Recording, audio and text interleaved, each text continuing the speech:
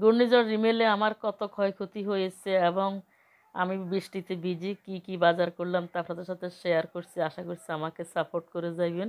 আমি আজকে বৃষ্টির দিনে আমার বড় ছেলেকে বাজারে পাঠাইছি। আসলে বাজারে আজকে বাজারটা না হলে নয়, তার জন্য কষ্ট করে বৃষ্টিতে ভিজে এবং রাস্তায় অনেক পানি উঠে গেছে। আমার ছেলেকে ছাতা নিয়ে পাঠাইছি। এই যে এখানে মুরগি আনছে, তারপরে এইখানে মুরগির চামড়াগুলোকে আমি আগে কেটে নিয়েছি, তা আপনাদের সাথে শেয়ার করতে পারলাম না। তারপরে এখানে বরবটি নিচ্ছে, বরবটি আনছে, তারপরে কাঁচামরিচ আনছে। মাশাল্লাহ আমার ছেলে যে কত কষ্ট করে বাজারগুলো করে আনছে। আমার আজকে ঘরে একটু বাজার না আনলেও চলতো না, আমার ছেলেমেয়েরা অন্য কিছু খাইব না। এখানে তেলাপিয়া মাছ নিচ্ছি, তারপরে এখানে লাউ শাক নিচ্ছি। আমার ছেলে মেয়ে বলতেছে আজকে মুরগি খাবে, তার জন্য পাঠাইছি। দেখতে পাচ্ছেন লাউ শাকগুলো কতটাই টাটকা সুন্দর, কত কষ্ট করে ভিজে ভিজে নালা পানি ডুবে আমার ছেলে বাজারগুলো করে আনছে। আমার রাস্তার গলিতে একদম আমার বাসার সামনে পানিগুলো একদম রান সমান পানি উঠে গেছে। দেখতে পাচ্ছেন মাছগুলো কেটে আনছে বাজার থেকে। আর এইদিকে তো বাইরে প্রচুর বৃষ্টি হইতেছে, জমজম বৃষ্টি শোনা যাচ্ছে। আর এই টপিকগুলো জানালা দিয়ে একটু শেয়ার করলাম আপনাদের সাথে। আসলে এতটাই রিমেলের ক্ষয়ক্ষতি হয়েছে সারা দেশে, উপকূলীয় অঞ্চলে এবং পাহাড়ি অঞ্চলে, কক্সবাজার, চট্টগ্রাম, মংলা বন্দরে। আমরা তো ঢাকা শহরে আল্লাহ দিলে ক্ষয়ক্ষতি কমে হয়েছে, কিন্তু তবু বাতাসের মতো শব্দে এতটাই ভয় পাইছি, চারতলার উপরে থাকিও মানে বাসা প্রকাশ করার মতো না। সারা রাত ভয়ে ঘুমো যেতে পারিনি। কাদের অনেক ভয় পাইছেন, কাদের কাদের কত ক্ষয়ক্ষতি হয়েছে আমাকে অবশ্যই কমেন্ট করে জানাবেন। আমি সামান্য কিছু ভিডিও আপনাদের সাথে শেয়ার করলাম।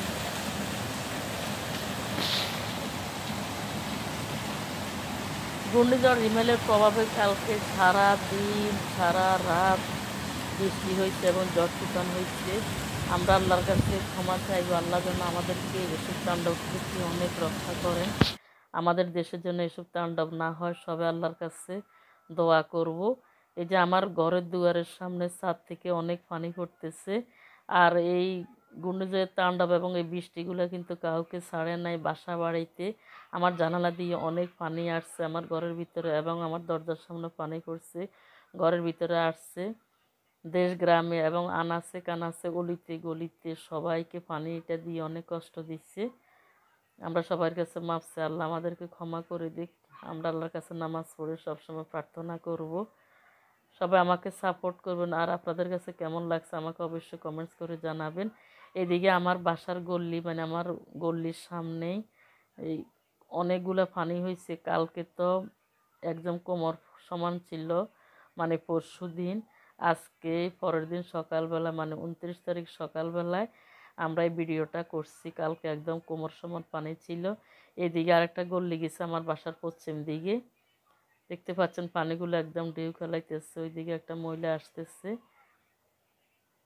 আর এইদিকে তো অনেকে অনেক মাছ মারছে, মাছ ধরছে জাল দিয়ে, বিভিন্ন জাই দিয়ে, খল। এদিকে ছোট ছোট বাচ্চাদের কাছে কিন্তু অনেক আনন্দই লাগতেছে। এ পর্যায়ে এখানে আমি 5 টুকরা মাছ নিয়েছি মাথা সহ। এবার এখানে একটু হলুদের গুঁড়া, মরিচের গুঁড়া, লবণ দিয়ে এরকম জেকে জেকে মাখাই নিব। হাত দিয়ে মাখে নিলে কিন্তু হাতে মরিচ টরিচ লাগলে জ্বলতে পারে। চুলার উপর একটি ফ্রাই প্যান দিয়ে এর মধ্যে মাছগুলো দিয়েছি, দেওয়ার পরে এইগুলোকে উল্টে নিব। আর এইদিকে আমি বরবটি কেটে নিচ্ছি অনেকগুলো। এগুলোকে ধুয়ে দিয়ে সুন্দর করে পরিষ্কার করে নিয়েছি, এরকম ছোটো ছোটো টুকরা করে নিয়েছি। একদম ছোটো না, আমি লম্বা লম্বা করে কেটে নিয়েছি। আলুগুলোকে এরকম চ্যাপটা করে কেটে নিলাম। এবার বড় একটা বরবটি রেখেছি, এগুলোকে একটু কেটে নিব আপনাদের সামনে। এরকম হাত দিয়ে নিলে কিন্তু এগুলা যদি এখানে কোনো চামড়া থাকে তাহলে এগুলো উঠে যাবে। এখনকার এসব বরবটির মধ্যে কোনো চামড়াই থাকে না। এরকম হাত দিয়ে ভেঙে নিলে সামান্য একটু ফ্যাসা থাকে, এগুলোকে টান দিলে চলে আসবে। মাছগুলোকে আমি হালকা উল্টে পাল্টে ভেজে নিয়েছি, এবার এগুলো তুলে নিব। এদিকে বরবটিগুলো আমি ছড়াই দিছি চুলার উপরে। এবার এখানে হাফ কাপ পরিমাণ তেল দিছি। এবার এখানে কিছু পেঁয়াজ আর কিছু মরিচ দিয়ে দিব পরিমাণ মতো। এই জলের মধ্যে আমি হলুদের গুঁড়া দিয়েছি, লবণ দিচ্ছি, মরিচের গুঁড়া দিয়েছি, জিরা গুঁড়া দিচ্ছি, তারপরে ধনিয়া গুঁড়া দিয়েছি। লাস্টে এখানে আমি এক চামচ রসুন বাটা দিছি, দেওয়ার পর 1 কাপ পানি দিয়ে এগুলোকে ভালো করে জোশ করে নিব। ভালো করে জোশ করা হয়ে গেছে। এবার আগে থেকে কুটে বেছে রাখা বরবটিগুলো দিয়ে দিচ্ছি। আর আলুগুলোকে অবশ্যই পানিতে ভিজিয়ে রাখবেন, আর বরবটি ভিজিয়ে রাখবেন। বরবটিতে কোনো পোকা থাকলে এগুলো বেশি উপরে উঠবো, তাহলে পালাইতে সুবিধা হবে। আর আলুগুলো ভিজিয়ে রাখবেন, তাহলে এগুলো আর কালো হবে না। এগুলো দেওয়ার পরে সুন্দর করে নেড়ে মিশিয়ে ঢাকনা দিয়ে কতক্ষণ রান্না করে নিব। মাথাগার সিম আলু সুন্দর করে কষিয়ে নিয়েছি। এবার এখানে পরিমাণ মতো পানি দিয়ে দিচ্ছি। পানিগুলো দিবার পরে নেড়ে চেড়ে সুন্দর করে মিশিয়ে নেওয়ার পরে আগে থেকে ভেজে রাখা মাছগুলো দিয়ে দিব।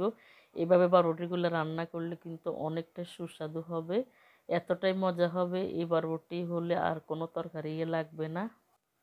মাছগুলি দেওয়ার পরে হালকা একটু চেপে ঢাকনা দিয়ে একদম পরিপূর্ণভাবে রান্না করে নিব। আমার প্রিয় ভাই ও বোনেরা, আপনাদের সবাইকে বলতেছি আপনারা আমাকে সাপোর্ট করবেন। আপনাদের একটু মূল্যবান সাপোর্টে আমি সামনের দিকে এগিয়ে যেতে পারবো। আমি অনেক দিন থেকে আপনাদের সাথে আছি, কিন্তু আপনাদের ভালোভাবে সাপোর্ট পাইতেছি না। এই কারণে আমি সামনের দিকে আগাইতে পারতেছি না। আর বিশেষ করে আমার ইউটিউব ভাই ও বোনেরা, আপনারা আমাকে সাপোর্ট করবেন, আমিও আপনাদেরকে সাপোর্ট করব। আমরা একজন আরেকজনকে সাপোর্ট করলেই আমাদের চ্যানেলগুলো অনেক বড় হবে এবং আমাদের কষ্টগুলো মোচন হবে। আমরা সবাই জানি রান্নার চ্যানেলগুলো করতে কতটাই কষ্ট হয়। আমরা যদি একে অন্যকে ভাই বোন হিসাবে সাপোর্ট করে যাই, তাহলে সবার কষ্টগুলো আল্লাহ পোষণ করে দিবে। আমরা আল্লাহর কাছে চাইতেছি। আমরা ভিডিও করে যাচ্ছি, চ্যানেলগুলো চালাই যাচ্ছি, কিন্তু ভবিষ্যতের কোনো উন্নয়ন করতে পারছি না এবং উন্নতি করতে পারছি না।